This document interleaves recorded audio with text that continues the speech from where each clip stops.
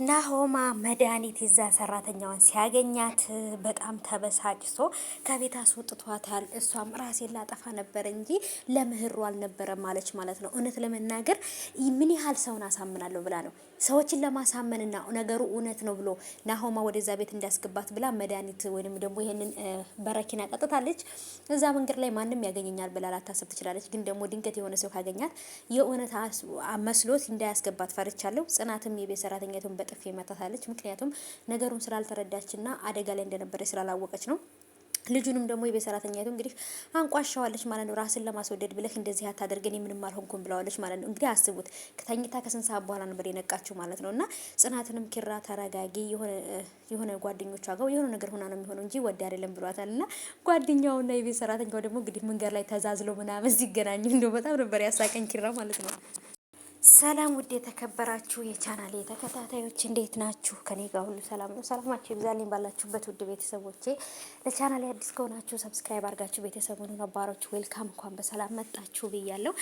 ተወዳጁ የጽናት ድራማ በተለመደው ሰዓት ተለቀቀ። ዛሬ ደግሞ በእንግዲህ በየትናንትም ተለቆ ነበር፣ ዛሬም ተለቀቀልን። በጣም ነበር ደስ የሚለው እና ውዶቼ ናሆማ እንግዲህ ያየውን ነገር ማመን አልቻለም። የቤት ሰራተኛቱም እሱን ለማሳመን እንግዲህ ራሴን ለማጥፋት ነው ምናምን ተስፋ ቆርጫለሁ ምናምን እያለች እንደውም ለእናቲቱ ለምህሩና ስትናገር ነበር።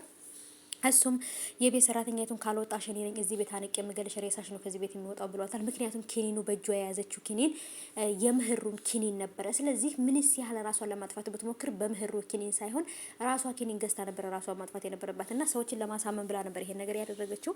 መጨረሻ ላይ ደግሞ በረኪና ነበር የጠጣችው እና ያን በረኪና ውሸት ነው። ምክንያቱም በረኪናውን ወደ ውጭ ነው የተፋችው እንጂ አልዋጠችውም። እና ይሄን ሁሉ ነገር የምታደርገው ምህሩን ለማሳመን ማነው ናሆማን አሳምና እዛ ቤት ለመግባት ነው።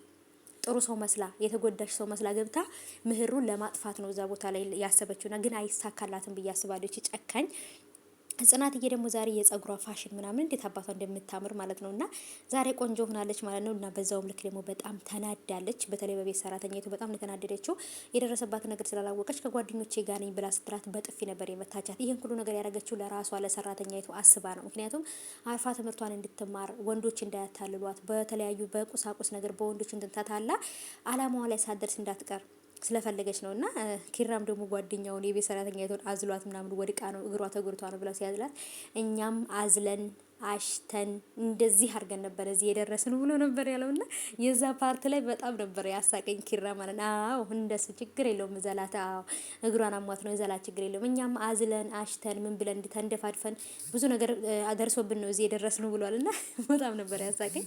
ውዶቼ እዚህ ጋር እንዳያችሁት አሁን ናሆማ የቤት ሰራተኛቱን አንቆ ሲይዛት ምህሩ ተንቀሳቅሳ ነበር። እንደውም ልትወድቅ ደርሳ ነበር። ከአልጋ እንትን ላይ ጣራፍ ላይ ነበር ደርሳ የተመለሰችው። በነገራችን ላይ ሰውነቷ ትንሽም ቢሆን እየታዘዛት ነው፣ እንደ በፊቱ አይደለም። አሁን እንደውም ፈጣሪ ሆይ በቃ ከዚህ ነገር አውጣኝ፣ አንተ ጠብቀኝ፣ በቃ በጣም ብዙ ነገሮችን እያለች ነበር እና ፈጣሪ ሆይ እርዳኝ እያለች ማለት ነው። እና በጣም ነበር ያሳዘነችኝ ከምላችሁ በላይ። ምክንያቱም እናቲቱም ሆነች ናሆማ መናገር ስለማትችል የቤት ሰራተኛቱ ምን እያደረገቻት እንደሆነ መናገር አልቻለችም። እጇ ግን መንቀሳቀስና መጻፍ ምናምን ትችላለች። ግን በቃ ሰራተኛይቱ ማንም ሰው ምህሩን ሊያናግራት መኝታ ክፍል በገባ ሰዓት ላይ አብራ ተከትላ እየገባች መተንፈሻ ነበር ያሳጣቻቸውና በጣም የምታሳዝን ጨካኝ ልጅ ናት ማለት ነው። የእውነት ነው የምላችሁና የቤት ሰራተኛቱም ደግሞ መናገር አለባት። እንደዚህ ነው ችግር ገጥሞ የነበረ እና ኢዛና ጋር ነበርኩኝ እንደዚህ ነው ወድቄ ነው ምናምን የሆነ ነገር ብትላት ጽናት ትረዳታለች። ጽናትም ደግሞ ለምን ሄደሽ ለምን ትወጣለሽ ለምን ምናምን አይደለም ለሷ ስለምትጨነቅላት ነው እንደዚህ የምትሆነው። እና ልጅቷም ለሷ ስለምትጨነቅላት በደንብ ማሰብ አለባት ብዬ አስባለሁ። በክፋት ማየት የለባትም።